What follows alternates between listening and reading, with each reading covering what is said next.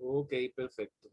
Bueno, cualquier cosa, Lolita, alguna duda o algo nos puedes escribir y ahí yo reviso ahora los mensajes. Entonces vamos a ver Ahora hoy. sí me escuchan. Ajá, sí, sí, sí, ya se arregló. Ya me vino yo de frente. Perfecto, perfecto. Bueno, vamos a ver sobre el paso 9, que es mi iglesia. Mi iglesia. Vamos a hablar sobre esto en teología se conoce como eclesiología, por la palabra eclesia, que proviene ahí del hebreo que quiere decir congregación. Bueno, escriba falso o verdadero. La iglesia es un edificio material. Alguien que me responda. ¿Es un edificio material? Falso. Es falso. Falso. Falso. Nos hemos acostumbrado a llamarle iglesia al templo, ¿verdad? Al lugar, pero no, eso es incorrecto. La iglesia no es un edificio material. Voy a la iglesia, pero eso es una forma de hablar, pero teológicamente no es así. Bíblicamente no es así. No hay ningún versículo que diga que la iglesia es un local, ¿verdad? No hay ninguno que diga eso. Bueno, la iglesia es la comunidad de todos los creyentes. ¿En esa que piensan? Verdadero. Exacto, eso sí. La iglesia es el conjunto de todos los creyentes, de todos los cristianos, ¿verdad? Ok, Sí. hoy vamos a ver que hay dos tipos de iglesia. La iglesia local, que es a donde yo asisto, pertenezco a una comunidad específica que tal vez tiene un nombre, una denominación, pertenece a un grupo, de acuerdo a quien lo fundó, pero también está la iglesia universal, que es a todos los cristianos de todos los tiempos y de todas las épocas. Entonces, el cuerpo de Jesucristo es más amplio que mi congregación, ¿verdad? Eso lo vamos a ver ahora. Bueno, puedo dejar de congregarme siempre y cuando siga leyendo la Biblia en mi casa y escuche programas cristianos por televisión. ¿Qué piensan sobre eso? ¿Sí o no? Falso, pastor.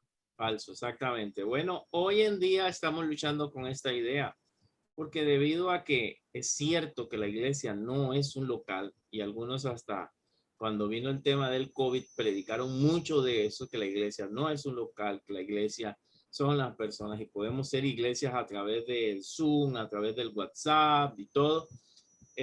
Hay gente que se acomodó a estos conceptos y entonces ya no quieren congregarse. Es cierto que la iglesia está en cualquier lugar, pero también es cierto que la Biblia me manda a congregarme, a reunirme con otros creyentes de forma física, siempre y cuando las circunstancias me lo permitan. Entonces, y como lo he dicho yo en otras ocasiones, en medio de la pandemia trabajamos, estudiamos, salimos de compras y todos nos cuidamos. Igual también podemos congregarnos y no tomar eso de excusa para no hacerlo. Entonces, este punto es falso, aunque yo puedo eventualmente por una enfermedad, por una situación, y que tenga realmente que dejar de congregarme porque el gobierno me lo pidió en el caso del virus, seguir haciéndolo de otra forma, sí, pero siempre y cuando ya tenga la oportunidad, debo volver a congregarme. ¿Qué es la iglesia? Bueno, el Señor Jesucristo dijo en Mateo 16:18, edificaré mi iglesia. Y Cristo habló en futuro, o sea, en ese momento no existía iglesia. Y habló de la iglesia como algo suyo, mi iglesia.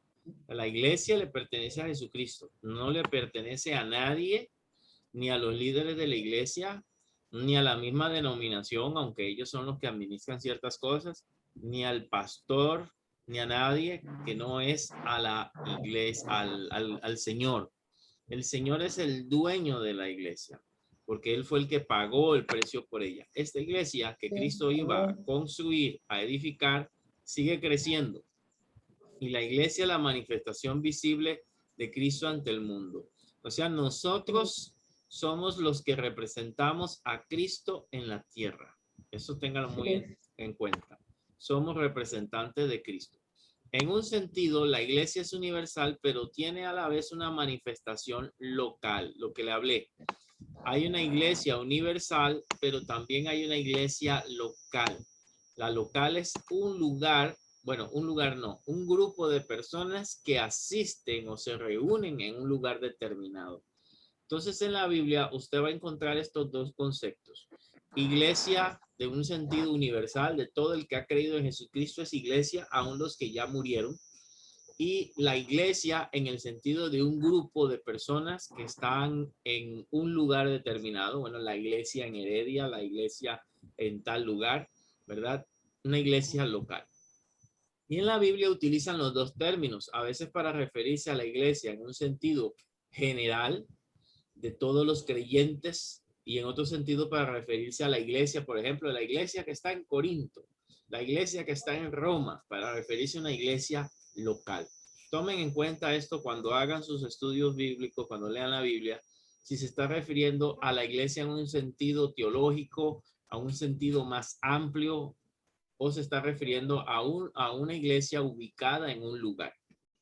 Bueno, vamos a ver ahora la iglesia universal, que es la a la cual murió Jesucristo por todos los creyentes, por todas las personas que han creído en Jesucristo en todas las épocas y no importando la denominación.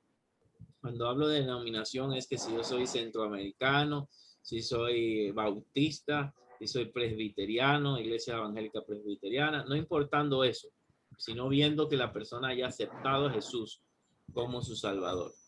Inclusive gente que no haya ido a una iglesia y aceptó a Jesús de corazón, entran en la iglesia universal. La iglesia universal es el organismo sobrenatural del que Cristo es la cabeza, o sea, es el que la organiza, la manda, y está formada por todas las personas que han nacido de nuevo, desde el Pentecostés, ¿verdad? Que se encuentra en Hechos 2, hasta el arrebatamiento de la iglesia, cuando Cristo venga. Entonces, la iglesia está compuesta por personas, subrayo aquí, que han nacido de nuevo. Oiga esto, puede ser que hay personas que van al templo y no sean parte de la iglesia, o sea, que no han aceptado a Jesús, van porque les gusta, porque alguien los invitó o porque van obligados por sus papás, no sé. Pero el requisito para ser parte de la iglesia universal es nacer de nuevo, ser una nueva persona, haber aceptado a Jesús como Salvador. Ese es el requisito. Ahora vamos a ver aquí algunas comparaciones. Punto 1. ¿Con qué se compara la iglesia en 1 Corintios 12, 27? 1 Corintios 12, 27. Si mi hermana Matilde lo consigue, me puede leer ese pasaje, por favor. 1 Corintios 12, 27. Y luego, Karen, no sé si puede hablar, ahí me dice. 1 Corintios 12, 13. Y para el otro, Romanos, Lolita, Romanos 12, 4 al 8. Okay. 12, 27, 1 Corintios. Sí. Ajá, dice así. Vosotros pues sois el cuerpo de Cristo y miembros cada uno en particular. Okay. Entonces aquí sería la Vosotros pregunta. pues sois el cuerpo de Cristo, miembros cada uno en particular. ¿Con qué se está comparando aquí a la iglesia? El cuerpo de Cristo. Con un cuerpo. Ok, con el cuerpo, es el cuerpo de Cristo. Se está comparando, aquí hay una analogía entre la iglesia con un cuerpo. Con un cuerpo. ¿Por qué lo va a hacer con un cuerpo? Bueno, sencillamente porque el cuerpo tiene distintas funciones, tiene distintos miembros y cada parte de nuestro cuerpo tiene funciones, órganos que trabajan distintos. Algunos se agrupan y hacen sistemas. Bueno, la gente que sabe más sobre el cuerpo, está el sistema respiratorio, pero está compuesto de un sinnúmero de órganos y cada órgano también está compuesto de células, etcétera. Pero todos trabajan en unión para que el cuerpo funcione. Así es la iglesia, es un cuerpo también y trabaja con distintos miembros y todos aportan algo para que el cuerpo pueda funcionar.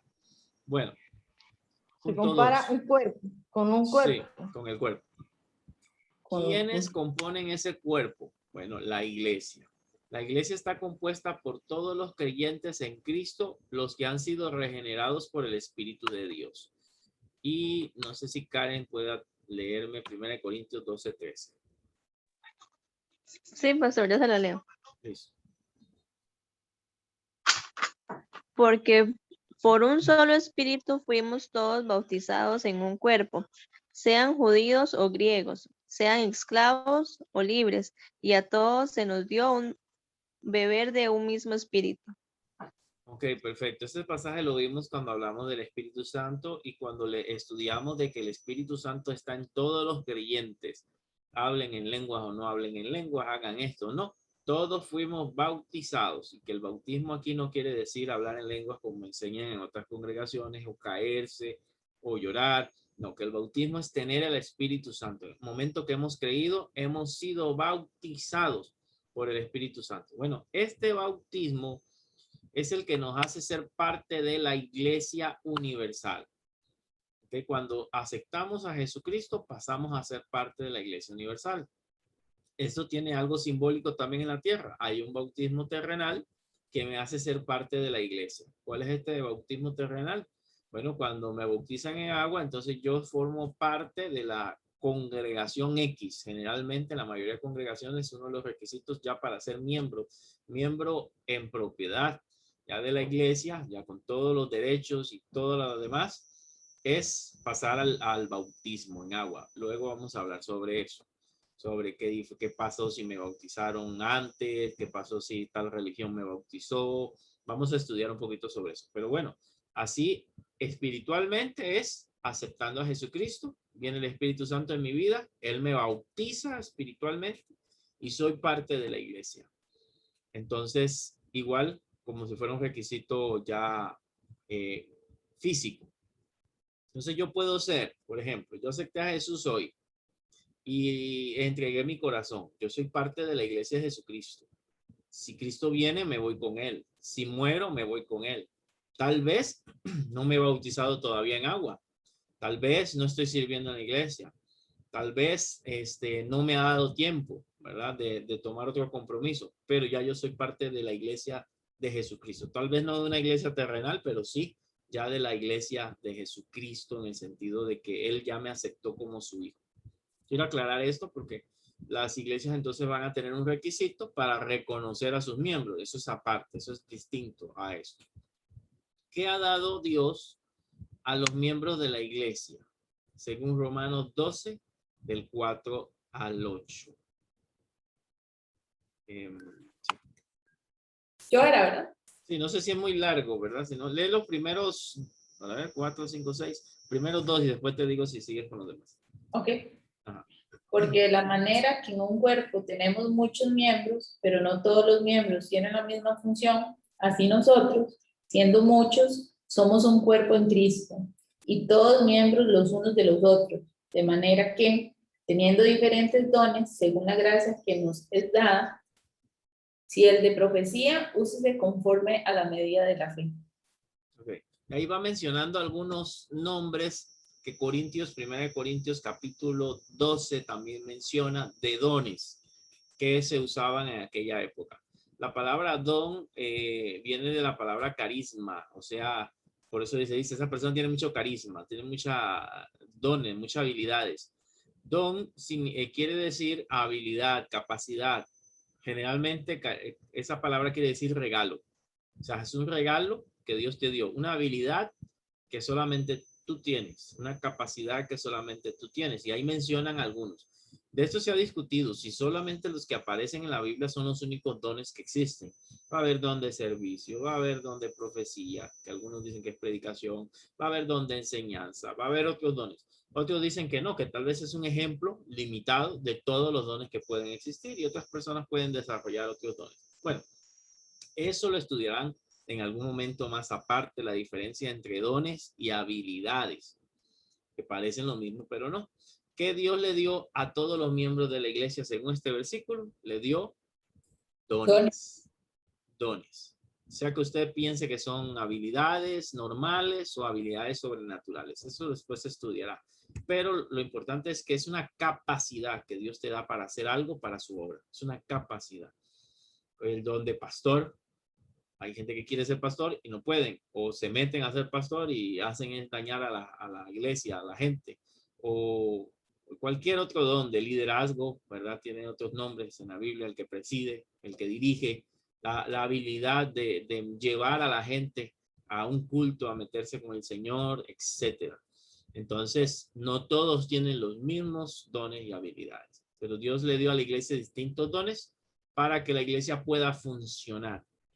El problema es con esto, permítame el paréntesis, es que hay gente que no descubre sus dones, otras personas que tienen miedo y no los usan, y entonces la iglesia comienza a carecer. Tal vez ahí tenemos un buen maestro, pero nunca lo vamos a descubrir porque no se atreve. Tal vez ahí tenemos un buen predicador, pero no se le da la oportunidad.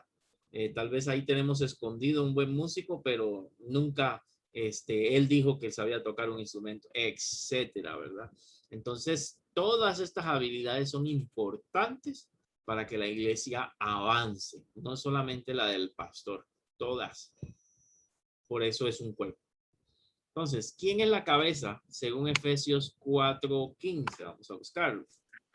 Según Efesios es lógico, ¿verdad? Que la cabeza va a ser Cristo. Es lógico. Esto lo quiero reiterar porque algunos grupos enseñan que la cabeza es fulano de tal, ¿verdad? Un líder religioso. Si usted pregunta a un católico, pregúntele cuál es la cabeza de la iglesia. Y le va a decir, el Papa es la cabeza de la iglesia. Pero según la Biblia, ni el pastor o algunas denominaciones hasta evangélicas, ¿cuál es la cabeza de la iglesia? Le van a decir el apóstol. El apóstol tal es la cabeza de la iglesia. Pero la Biblia no me enseña eso.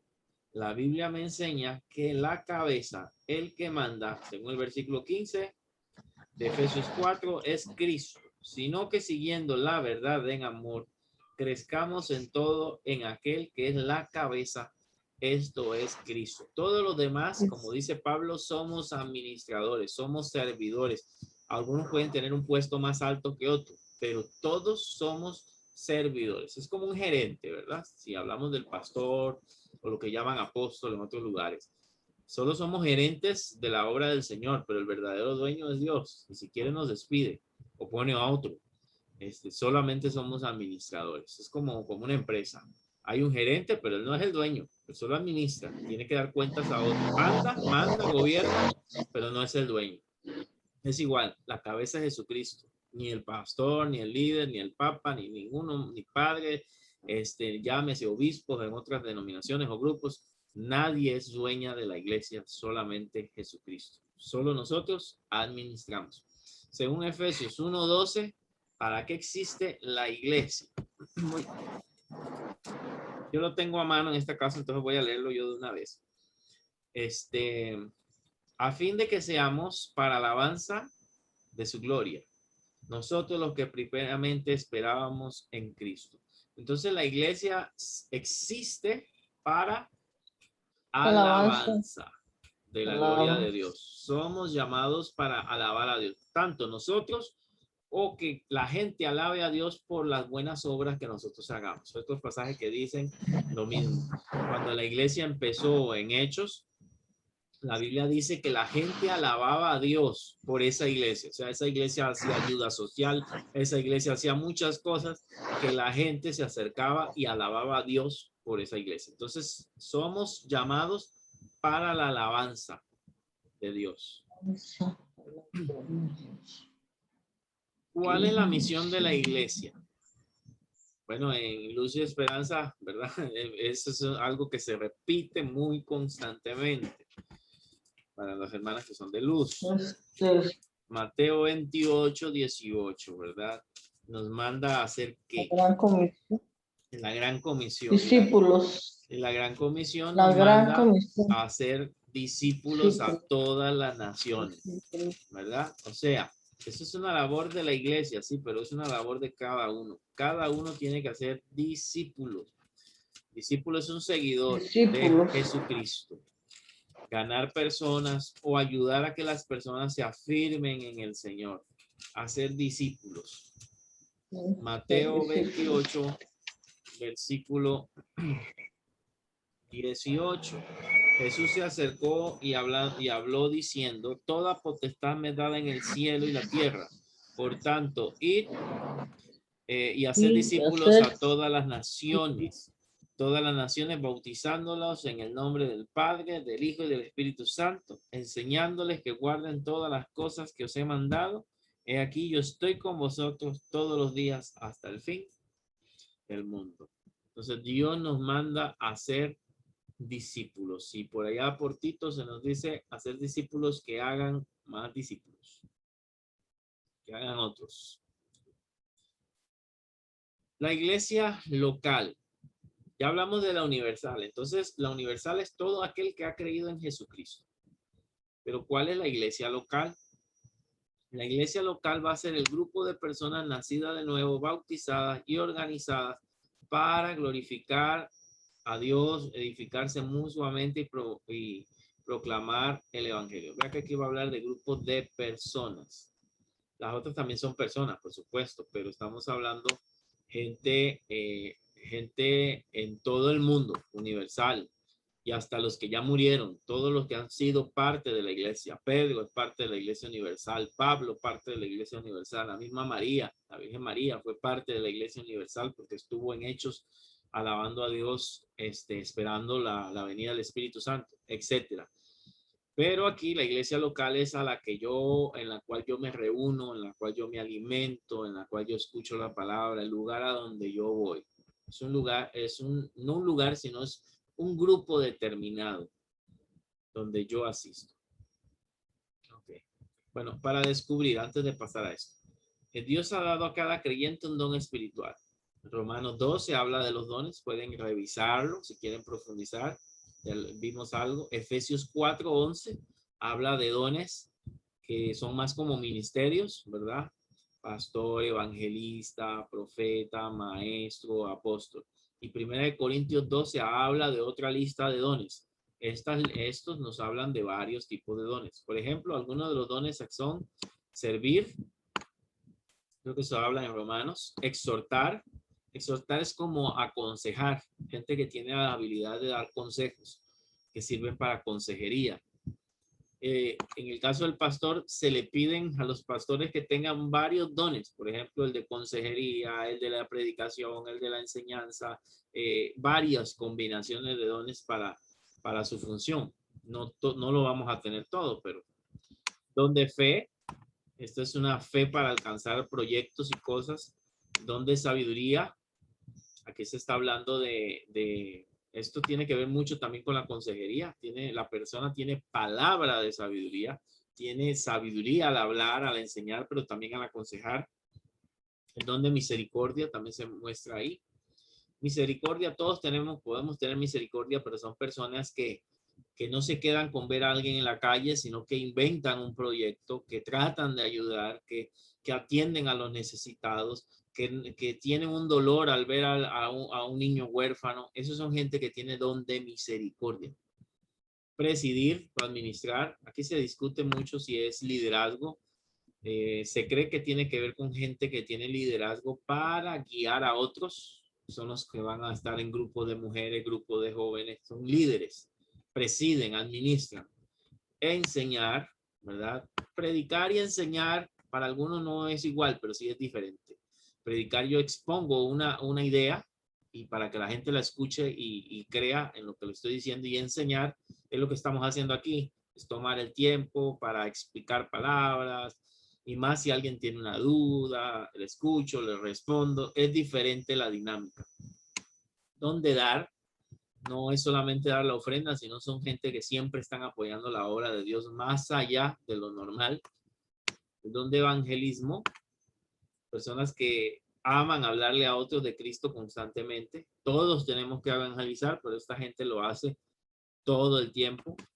Y el de pastorear, que es atender a las personas, escucharlas, guiarlas, dirigirlas, corregirlas, etc.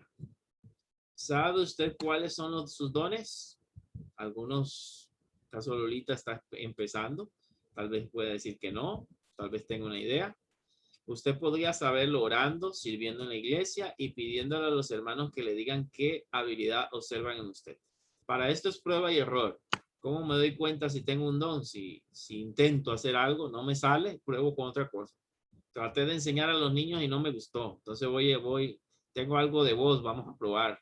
Y voy probando varias áreas. que son las que más me motivan, pero tengo que estar anuente a que alguien me señale si verdaderamente funciono ahí o no. Me guíe. Ahora sí, la iglesia local. Vamos a la página 24. Punto 7. Lea Hebreos 10, 24 al 25. ¿Y qué quiere decir la frase estimularnos al amor y a las buenas obras? Vamos a ver Hebreos 10, 24 al 25. Mi hermana Matilde, si gusta, me ayuda con ese versículo. Hebreos 10, 24 al 25.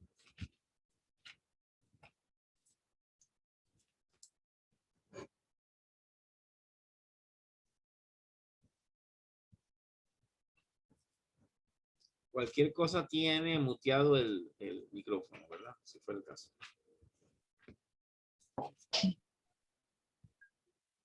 24, 25. Sí. Dice así. Y considerémonos unos a otros para estimularnos al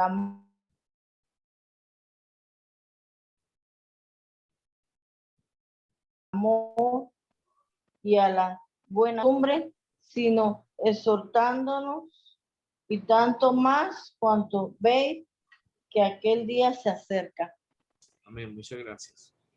Entonces aquí nos pregunta qué quiere decir la frase estimularnos al amor y a las buenas obras.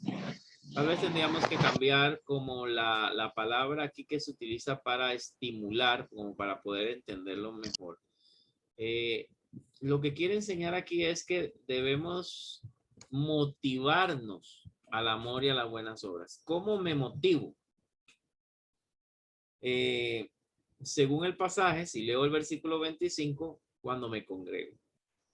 Cuando me congrego es cuando yo escucho la palabra de Dios y entonces eso me motiva.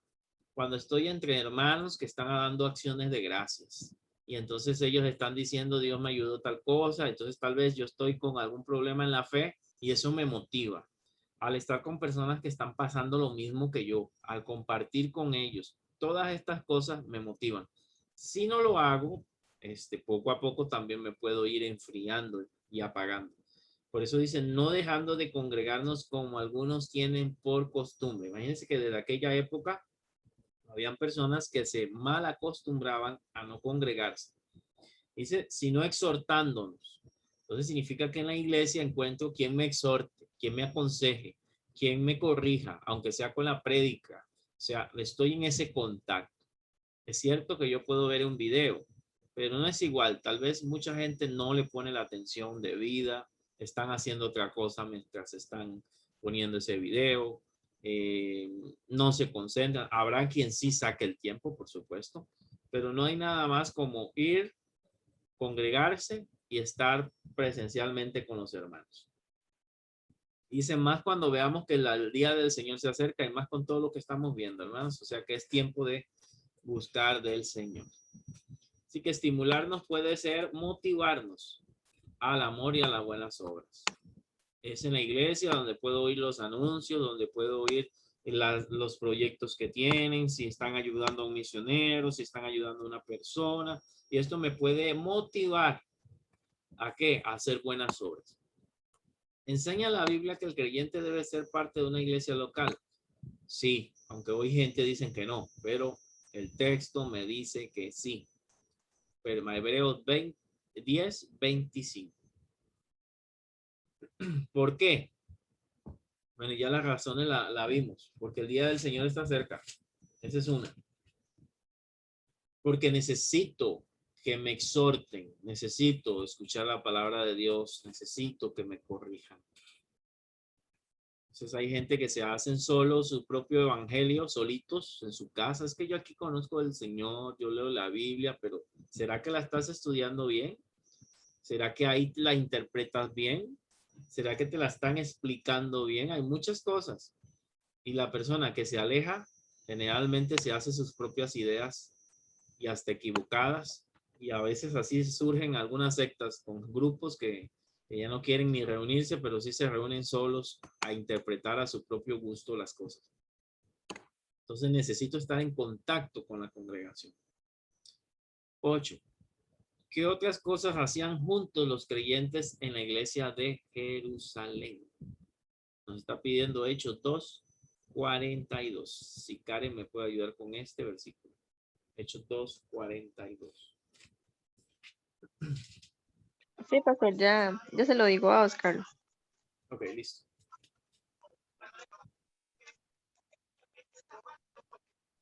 Y Lolita puede ir buscando el de Gálatas 6:2 para que lo tenga ahí. Gálatas 6:2. Ok. Y perseverarán en la Perseveraban.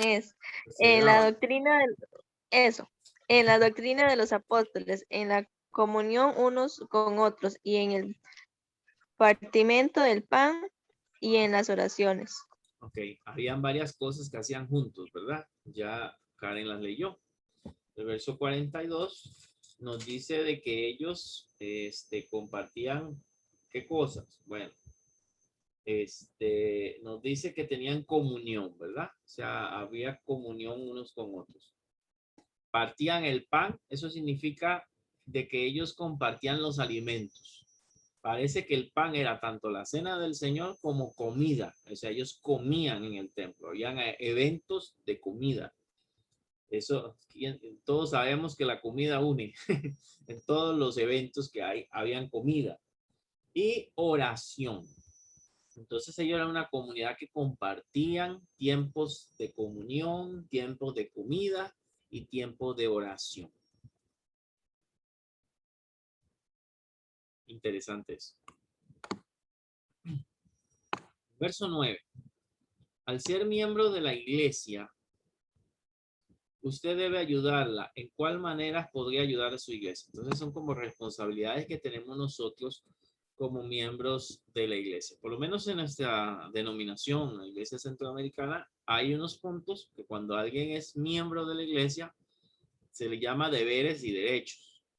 Por ser miembro, tiene unos deberes, pero también tiene unos derechos también. Tiene opinión, puede servir en ese lugar, si está bien en comunión con Dios, debe ser atendido si tiene una necesidad o un problema. El pastor o los líderes deben atenderlo porque es miembro. Lo estoy simplificando, pero hay unos deberes y hay unos derechos que tiene por ser parte de una congregación. Vamos a ver qué nos dice la Biblia entre esos deberes. Gálatas 6:2. Si lo tienes, Lolita. Sí. Ok. Sobrellevad los unos las cargas de los otros y cumplid así la ley de Cristo. Ok, o sea, ayudar a aquel que está teniendo alguna dificultad. Entonces, uno de mis deberes como miembro de la iglesia, si yo me di cuenta que un hermano tiene una situación y yo puedo colaborar para que sea más liviana la carga, eso puede ser económico o puede ser emocional, alguien perdió un familiar, yo puedo llamarle, puedo orar por él, puedo darle un consejo, alguien tiene problemas con sus hijos y ya yo pasé por eso. O sea, no esperar que sea el pastor el que haga estas cosas. Los miembros, la Biblia no dice que es el pastor, dice que son todos. Los miembros pueden ayudar en estas situaciones a los demás. Hay un discipulado de estos, creo que es el nivel 3, que se llama los unos a los otros, que habla de todas las responsabilidades que tienen los cristianos para con otros cristianos. Y una de estas es sobrellevar la carga. Si me di cuenta que alguien no tiene que comer, perdió su trabajo, por supuesto, yo le comunico al pastor para que vea qué hace, pero yo también me uno y ayudo en esa necesidad. O tal vez lo hago sin decir nada y le colaboro a fulano de tal. Entonces, es ayudar a que la carga, sobrellevar la carga de los demás que están en la iglesia. No voy a poder solucionar los problemas a todos, por supuesto que no. Pero dice, es como sobrellevar para que sea un poco más fácil, que la persona lo pueda llevar, pueda pasar esa situación difícil más fácil con el apoyo. A veces las iglesias fallamos en esto porque esperan que sea, no, eso le toca al líder de mujeres acercarse a la señora tal o al líder de jóvenes. Y sí, puede ser que sí a él le toque, pero es excelente si la persona ve que hay otros hermanos interesados en su situación. Entonces, eso es de mucho apoyo, no solamente del pastor y el liderazgo principal. Gálatas 6:10.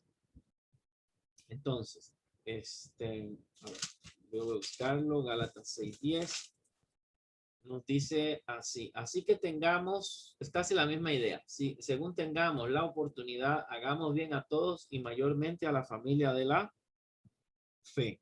Entonces, hacer buenas acciones a la familia de la fe. Yo tengo un detalle, ahí nosotros, bueno, los que están en la iglesia acá en Sarchí saben que recogemos alguna canasta o alguna cosa, somos una iglesia pequeña, sin embargo, tratamos de ayudar en algo con víveres. Yo sé que ella en Luz y Esperanza también, pero le damos la prioridad según este texto. Hay gente que se pregunta, no, pero es que yo tengo un vecino que la está pasando mal.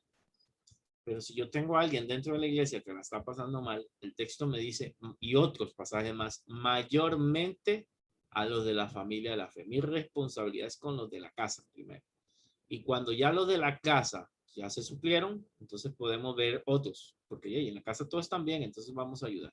Es como cuando usted tiene en su propia casa una necesidad. Usted vive en una casa tal vez con sus papás o tíos y usted ve que no hay comida o que la situación está difícil. Pero usted está mandando remesas al extranjero y está ayudando a otra familia más lejana, pero está dejando mal a la familia de su propia casa. No puede ser. Y esto es también aplicable en muchas cosas. Hay gente que apoya, por ejemplo, ve que su iglesia está pasando necesidades grandes. Yo he conocido gente que manda dinero y ofrendas a otros misioneros, a otros pastores, y la iglesia de ellos está caótica. Eso tampoco es justo. Primero es la casa, donde yo me alimento, donde yo estoy. Ahí yo apoyo y hago las buenas obras. Si ya me sobra, por supuesto, puedo colaborar con otros grupos, personas y demás. Entonces, aquí es hacer, mientras tengamos oportunidad de hacer el bien a los de la familia de la fe. Esto no limita que a los que no son de la familia de la fe, pero mayormente, o mejor dicho, prioritariamente a los de casa, a los de mi familia, a los de mi iglesia. A esos tengo que colaborar prioritariamente. ¿Puedo colaborar con otros? Claro que sí. Claro que sí. Pero sin descuidar la casa. Primera de Pedro 4:10. ¿Lo puedo leer? Sí, está bien, perfecto, se lo agradezco. Dice, 4:10 dice, cada uno según el don que ha recibido, ministrelo a los otros como buenos administradores de la multiforme gracia de Dios. Ok, mi hermana. Entonces, ¿cómo yo ayudo a la obra de Dios según este versículo? ¿Usando qué? Usando los dones, lo que hay en mí. Usando mis dones y habilidades. Todas esas habilidades que yo tengo que ponerlas en las manos del Señor. Bueno, yo conozco muchos que tal vez digan, no, esto no es tan importante. Y, por ejemplo, qué bonitos son las decoraciones que hace, ¿verdad? Andrea. Y tal vez alguien no diga, no, yo no sé predicar, yo no me puedo parar al frente. Pero el ver una iglesia decorada, qué bonito, qué ambiente más agradable, ¿verdad? O los que limpian el templo, encontrarlo limpio para poder llegar al servicio. Entonces no es solamente la prédica, sino todo lo que está alrededor, ayudando a que ese servicio, o ese culto, o esa actividad salga bien. Se necesita el apoyo de todos, usando los dones. 2 Corintios 9:7. Yo lo tengo, pastor. Gracias, léalo, por favor. Cada uno dé como propuso en su corazón, no con tristeza ni con necesidad, porque Dios ama al dador alegre. Sí, y ya me había adelantado eso, y esa es la más dura del creyente, ¿verdad? Creo que en algún momento vamos a tocar el tema de la ofrenda. Esa es la parte más dura del ser humano, que le toca en el bolsillo. Y esa es también una forma con que yo apoyo a la obra de Dios, a la iglesia. Y es con mis ofrendas, ¿verdad? Entonces ahí sería ofrendas, ofrendando apoyo, y más en este tiempo tan difícil, y las iglesias le sigue cobrando el gobierno todo, ¿verdad? Los impuestos municipales, más bien se subieron los impuestos municipales, están más caros, etcétera. Entonces, de esa manera también ayuda a que la obra de Dios siga funcionando. Eso incluye misioneros, porque hay misioneros que también dependen de la ofrenda que se manda para poder apoyarles, ayudarles. En primera de Timoteo 3, del 1 al 7, y Tito 1, del 5 al 9, esto lo puedo dejar como tarea. la Biblia establece requisitos para los líderes que gobiernan la iglesia. Lea estos pasajes. Aunque usted no piensa ser líder todavía, cada cristiano debe aspirar a tener características mencionadas en estos versículos. Cuando hablamos de perfiles, cuando hablamos de requisitos, la gente se asusta. Dice, no, ¿por qué me van a poner requisitos? Pero la Biblia tiene requisitos para los que van a estar al frente. Hay una lista de requisitos y hay cosas lógicas, porque ellos van a ser el ejemplo para esos niños, para esos jóvenes, para esas mujeres, para esas familias. Y si ellos no son ejemplo, entonces van a tal vez hacer un mal ejemplo para esas personas. Entonces hay requisitos. Y en todos, si usted va a un trabajo, le ponen requisitos. Cada trabajo tiene sus requisitos. Cada trabajo tiene su perfil. Y cuanto más en la iglesia, para que las cosas sean bien hechas, las personas deben tener cumplir con algunos requisitos, aunque sean hijos de Dios y todo lo demás. Y la Biblia tiene un ejemplo de requisitos, ¿verdad? Requisitos que eran para esa época, para ese momento, para los problemas que estaban viviendo en ese momento, y que no cualquiera fuera pastor de una iglesia y no cualquiera fuera un anciano de una iglesia. Pablo, principalmente en Tito y en Timoteo, había muchos desórdenes en la iglesia. Entonces Pablo decide poner un orden y poner requisitos para que la gente y el liderazgo se ordenara y los que estuvieran al frente fueran personas que verdaderamente supieran enseñar, que verdaderamente supieran guiar, que verdaderamente le importara la iglesia. Entonces, esto es importante. Hoy en día hay pastores que se ponen bravos en una iglesia y se abren un grupo o una vuelta y ya son pastores. No estudiaron, no se prepararon, no conocen bien la Biblia, ¿verdad? Y enseñan cosas que no. Eso ya se ha mejorado mucho, que ahora hay institutos, hay seminarios para que los pastores estudien, se preparen. Es importante cumplir requisitos, ¿verdad? Y si en algún momento en sus iglesias le piden requisitos, no es para molestarse, sepan que es importante para hacer las cosas bien. Sí. Entonces el 10, ya que los líderes son puestos por el Señor, ¿cuál debe ser la actitud hacia ellos? Ahora viene la actitud hacia los líderes, ¿verdad? Por supuesto que esto tiene una excepción, pero vamos a leer lo que nos dice el texto. Tesalonicenses 5:12. Ok. Voy a leer. Os rogamos, hermanos, que reconozcáis a los que trabajan entre ustedes y os presiden, o sea, les dirigen, les lideran en el Señor y les amonestan. Que los tengan en mucha estima y amor por causa de su obra. Tened paz entre vosotros. Entonces, la gente que está trabajando para la obra de Dios y la está haciendo bien, usted tiene que tenerlas según el texto, ¿en qué? En estima. Mucha estima. Mucha estima. Y hay otros pasajes que hay reconocerlos. Y aquí no se tocan todos, pero hay pasajes que hablan hasta que si ellos están sirviendo con un sentido en la palabra de Dios, que les reconocieran también. O sea, está hablando en un sentido económico, ¿verdad? Que les apoyaran, que les ayudaran. Entonces, pero aquí está hablando de reconocer a los que trabajan, o sea, reconozcan a los que trabajan. Por supuesto, aparte de los pastores, hay gente que también trabaja en la iglesia. Entonces hay que reconocerlas, apoyarlas, admirarlas. Cuando tienen un problema, hasta ayudarlas, porque ellas están sirviendo al Señor. A eso se refiere con reconocer. Y hay gente que sí lo hace, hay gente que sí se dan cuenta de alguien que está sirviendo y está pasando una situación y lo apoyan.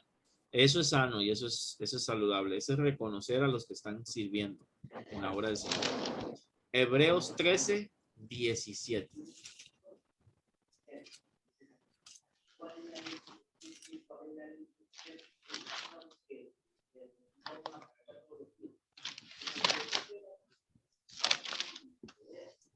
Y alguien lo lee, porque como yo soy pastor, no lo voy a leer. Yo no tengo Está pastor. bien. Obedeced a vuestros pastores y sujetaos a ellos, porque ellos velan por vuestras almas, como quienes han de dar cuenta, para que lo hagan con alegría y no quejándose, porque esto no os es provechoso. Ok. Un peligro que tenemos los pastores es terminar en los últimos versículos, sirviendo con queja y sin alegría, desmotivados, tristes. ¿Por qué? Porque la gente es rebelde, no quiere hacer caso, no quiere hacer lo que da la gana. Entonces ya eso va desmotivándolo a uno. Pero aquí dice que hay, la obediencia soluciona esto, la sujeción, ¿verdad? Ahora, aclaro que son personas que verdaderamente están pastoreando, ¿verdad? Que no se están beneficiando de la obra, que no son personas dañinas, sino que usted sabe que lo hacen por amor. No son perfectas, pero están haciendo lo que aquí dice, están velando por las almas, porque saben que van a dar cuentas a Dios de eso, ¿verdad? Estas personas hay que respetarlas, obedecerlas y demás. No amplío más ahí usted lo puede leer. Y por supuesto no estamos hablando de obedecer ciegamente a un hombre. No, la Biblia no enseña eso. Si alguien está predicando algo fuera de la Biblia, usted puede refutarlo. Usted puede decir, no, esto no es bíblico, o esa práctica que está haciendo X pastor no es correcta. Eso no es lo que quiere decir. Pero si alguien está haciendo las cosas bien, como leímos anteriormente, reconocer ese servicio y ese trabajo.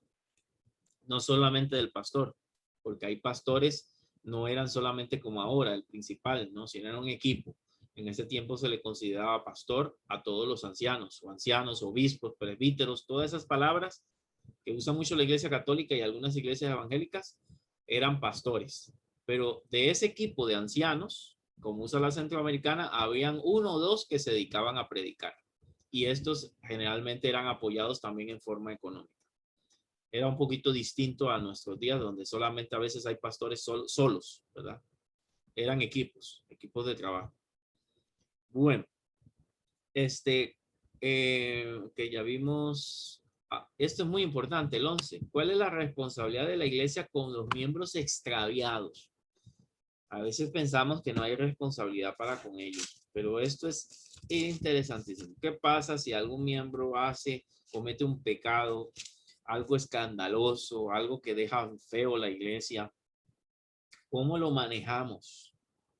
Bueno, 6:1 dice, hermanos, si alguno fuere sorprendido en alguna falta, ustedes que son espirituales, y esto es como irónico, les está señalando, si son espirituales deben hacer esto, restáurenle con espíritu de mansedumbre, o sea, tranquilos, o sea, no lo afecten, considerándote a ti mismo, considerándote a ti mismo, no sea que tú también seas tentado.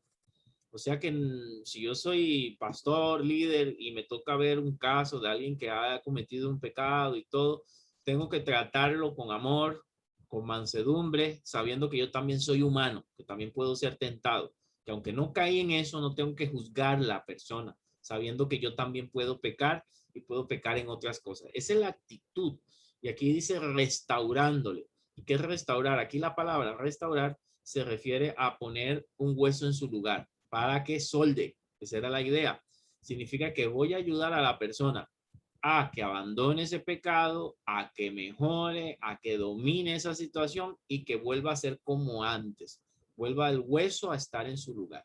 Se vuelva a levantar. Eso a veces no se hace en las iglesias. A veces se hace, es un chisme para que la persona se vaya porque es un pecador, ¿verdad?